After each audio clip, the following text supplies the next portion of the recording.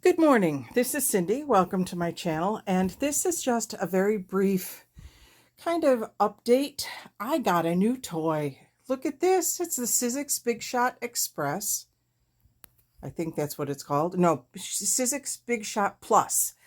And it is really wide. It can take an entire sheet of 8.5 by 11 piece of paper.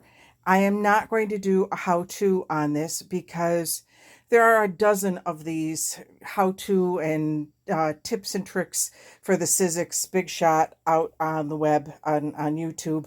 So I'm not going to do one of those types of videos. Besides which, I'm handheld. I don't have the setup to do that kind of a video. I have a few dies. These came with it. It also came with an embossing folder that is huge. I'm grabbing it out here. And it's polka dots, which I did try something out of that to see how that would work. But that's the only embossing folder I have at the moment.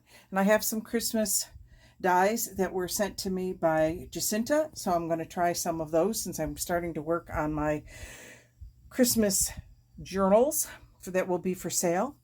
And I have frames here that she sent me. I guess they go that way. There's the frames and some squares and some circles. So I'm going to be sitting here today playing around with my Big Shot, and I will come back in a little bit and show you what I have created. I am back to show you the fruits of my labors, and you'll see that I'm sure I made some rookie mistakes. First of all, I didn't separate these out because I figured I wouldn't mind one of every frame, but I put it through once. I put it through a second time.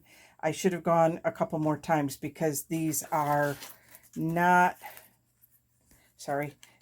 coming apart. I'm going to have to X-Acto knife them and play around with them.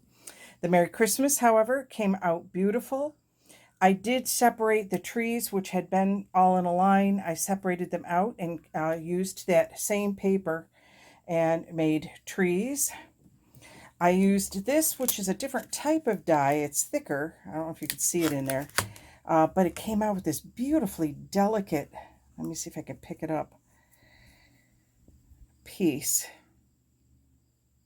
So I'm looking forward to being able to use that one. I did the same thing with these. I just left them all together, and then because I wanted to see what was going to happen, I will be separating these out so I can make different size tags, but I just wanted to make tag frames and see what happened because I'm just playing. I am going to stop for today. And no, it doesn't look like I did very much, and probably you're correct, I didn't. This was a play day. This was just a chance for me to get it out and actually get it working. I got it a week ago, and then because of my knee surgery, I haven't been able to play with it. And today we are under heat advisory. It's going to be very, very hot. My craft room is not air conditioned, so I am going to go turn on my air conditioning and head out. I did want to say that this certainly does take my journaling to a different level, doesn't it? I'm not going to say it's a higher level. I'm going to say it's a step sideways because when I first started, and I'll show you one later, one of my very first journals, and it was so simple and just made up of Christmas cards and cardstock with ring binders holding it all together. It was very, very simple. Not a lot of fancy doodads, not a lot of embellishment.